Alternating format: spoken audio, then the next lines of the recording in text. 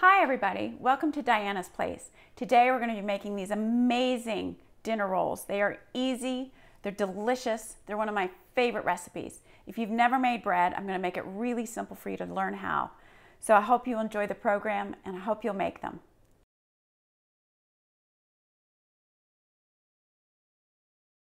So welcome back everybody. Today we're going to have some fun and make some really delicious, easy dinner rolls. They're simple to make, and as I said earlier, you can make everything ahead, which makes having fresh dinner rolls possible even on the busiest day.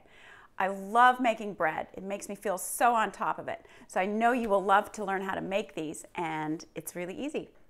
The first thing we're going to do is get our yeast rising. Now yeast can make people a little nervous if you've never worked with it. So I'm going to make it so simple that you'll never have a fear working with yeast. There's two types. There's active dry. This is the longer acting. Then there's rapid rise. That's pretty easy to know the difference. I don't use rapid rise hardly ever.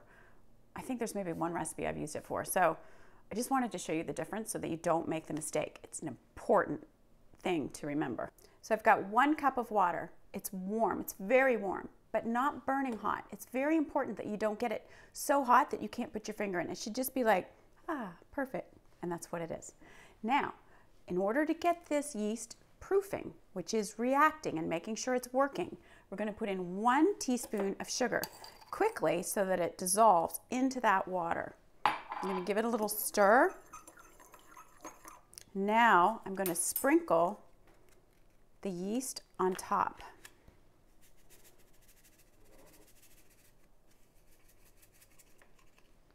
Two packages. Or if you're using a jar, it's 4½ teaspoons of yeast.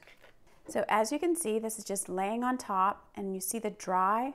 I'm going to take my end of my spoon because I don't want it to stick, and just make sure that it's all wet in there so that it's reacting with the sugar and the water.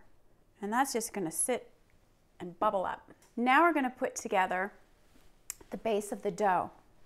Sometimes you will make bread in a machine because you just need the strength. But this is nice because it's easy to just whip it up in a bowl. You don't have to get into the beaters and everything. I've got 3 eggs.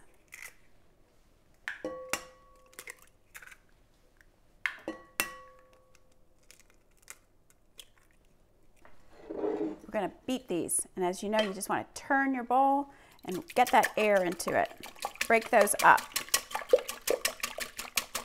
Now we're going to put in 1/3 cup of white granulated sugar.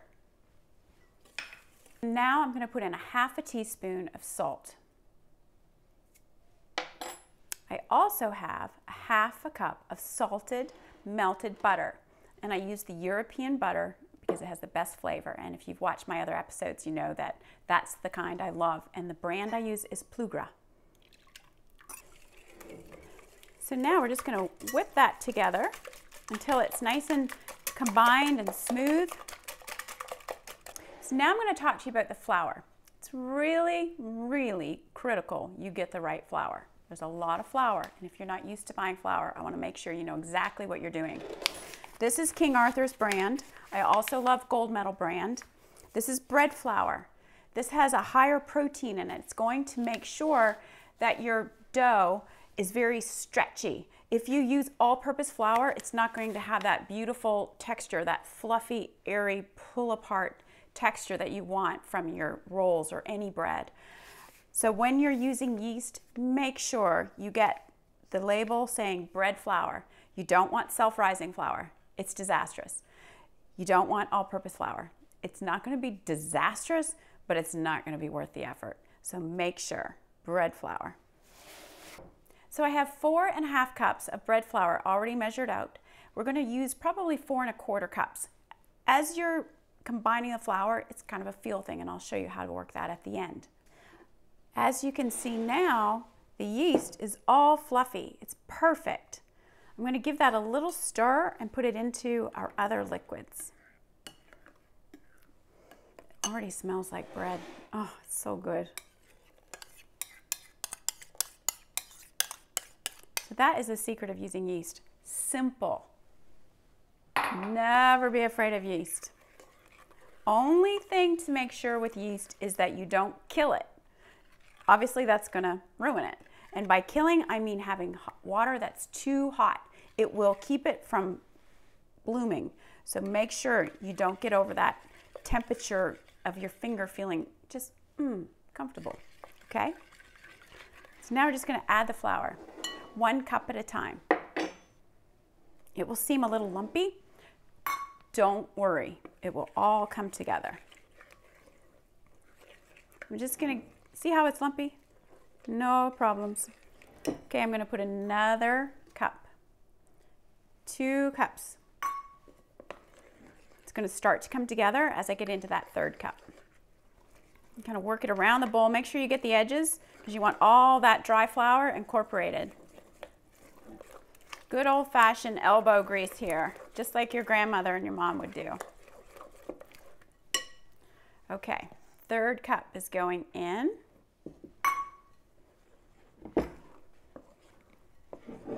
Okay, you see how that's starting to come together?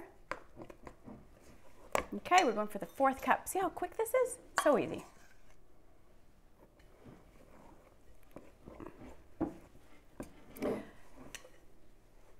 Okay, so now you can see it's still a little dry and crumbly on the outside. That's going to come together very quickly, and I'm going to show you how to do that. It's easy to pour out of the bowl now. That's when you know you can transfer it to your board. So I have a nice amount of flour on my counter, and I'm going to put the dough right on top of it. I have a little extra flour because I'm going to need to work that in. It feels really good, soft. So let me show you how to do this. My mother showed me as a very little girl. I've been making bread since I was probably 6. So you want to just get it like this. You see where it's got the flour in it? You're going to start to pull it towards you and push it away. And turn it and push it. And pull it towards you and push it away. It's getting a little sticky, so I'm going to add a little more flour. With these rolls, you don't need to go over 4.5 cups of flour. Typically, you want to leave them so they're very soft. So it's really like cushy. If you get them too stiff, when you cook them, when you rise them and cook them, they'll just be a little stiffer. And I love the rolls. They're so hard to get anywhere where you just go, they just pull apart. It's like, oh my gosh, perfection. These rolls are perfection. Okay, this dough feels perfect. I added just a tiny bit of flour, as you saw. It's soft. It's a little sticky if I push my fingers in, and that's okay. I have a bowl, just kind of a medium-sized bowl. The dough is going to go in it, greased with butter, and then in the fridge, sealed tightly with plastic wrap. So just give me a minute, I'll get some butter into that. Just any kind of butter, salted or unsalted, doesn't matter. It's just to keep it from sticking to the bowl. You want to make sure that butter is all over because the dough is going to go directly in. And what I do is I put the top in, and I kind of turn it, and then I flip it over so that everything is covered with butter. And that's it.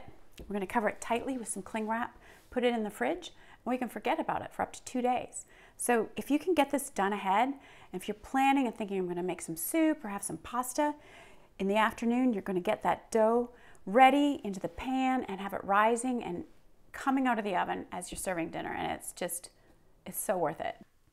So I've just pulled the dough out of the fridge. It's been in there for about 24 hours. I made it yesterday afternoon so that I can just conveniently make it when I want to have it. You can keep it in the fridge for up to 2 days or just 2 hours, but you definitely want it to be in the fridge before you form it into the rolls. So this dough is cold, really cold. I'm going to put some flour here.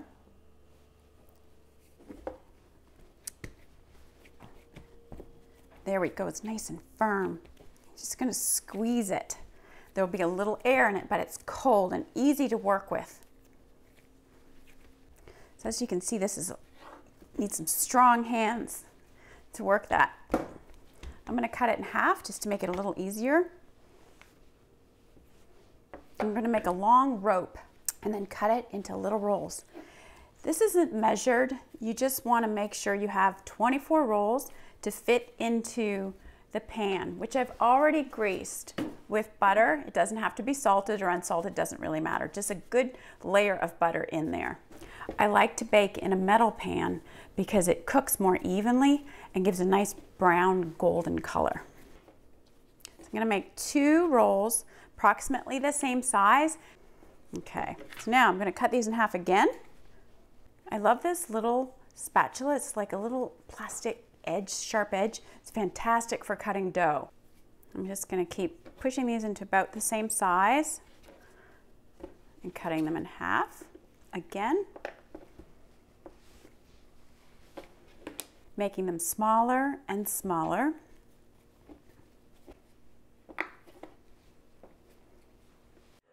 So I'm just getting these to smaller and smaller sizes, and then I'm going to count them. Make sure we have a nice even amount, 24 rolls. These are amazing served with the carrot ginger soup, which was in last week's episode. So you must make these and serve it with the soup. You will love it. Okay, so I've actually got 25 rolls. I'm going to save one off to the side so that I can use it to make sure they're all evenly sized when they go in the pan. So when they rise and bake, they're all evenly baked. So what you want to do is form them all, and you're just going to put it in your palm of your hand, kind of pull them together so that you've got a smooth side. And we're just going to do that with all of them, and then come back and even up with the last one if we have to. Okay, so you can just see nice little even sizes. And I can already feel where some of these are a little too small. No worries, we can fix that. This one is really little, so I'm going to go ahead and add a little bit of dough to it. It's a feel thing. The main thing you want to do is have 24 rolls to fit into your pan so that they're perfectly in line and cook evenly. So I have 3 more left, and then we'll pop them in the pan to rise.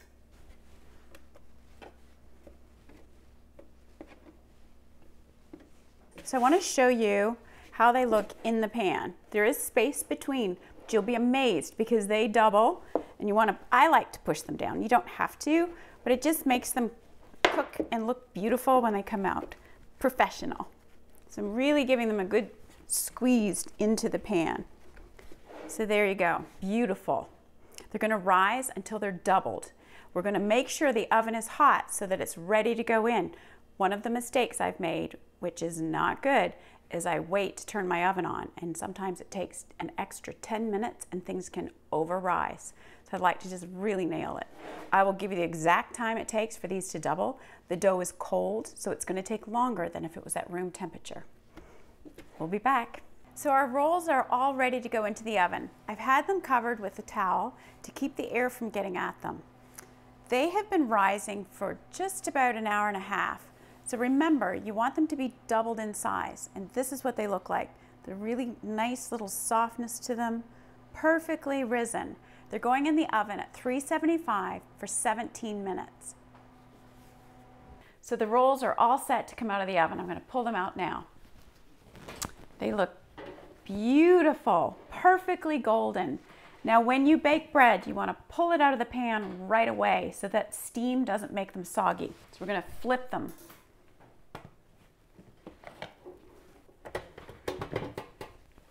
So you can see they're perfectly golden. Now I'm going to take another cooling rack and flip them so that they're right side up. So these are hot. We're going to let them cool probably for about half an hour. Then they'll be ready to eat. Now if you've cooked these earlier in the day and you want to have them warm at dinner, just reheat them in the oven. Put the oven on about 325, give them about 5 to 7 minutes, and they'll be perfect. Your family's going to love them. I really hope you'll try them. So thank you for watching, everybody. I sure hope you've enjoyed today's program. If you've enjoyed it, please hit the like button, subscribe, and leave any comments. I'll be happy to get back to you. Until next time, take care. They're made with yeast, and they are fresh out of the oven hot. So let's get started. We're not starting with that. These go into the refrigerator to rise, so there's a little different chemical reaction going on, and I'm not a scientist, so I'm not going to try to explain what that is. We have half a teaspoon of salt, and I forgot to get my half teaspoon measure. Okay. So easy. I have 4.5 cups. What I am going to do is tell you to get hot water, not hot water. It's not hot water. So I hope you'll try it. We're going to come back and see this later and form it into rolls. I'm going to say that again. So I hope you'll try making these. I think you'll feel really good about it. So I hope you'll try it. You can see how easy it is. I'm going to cover this. I already said that. Okay. No. Okay. So we're going to put this dough into the fridge and we can let it go. Didn't I already say let it go for 2 days? There we go. It's nice and firm. I have to go and get a spatula. All right. 2, 4, 6, 8, 10, 12, 14, 16, 18, 20, 22, 24, 27. This is hard math.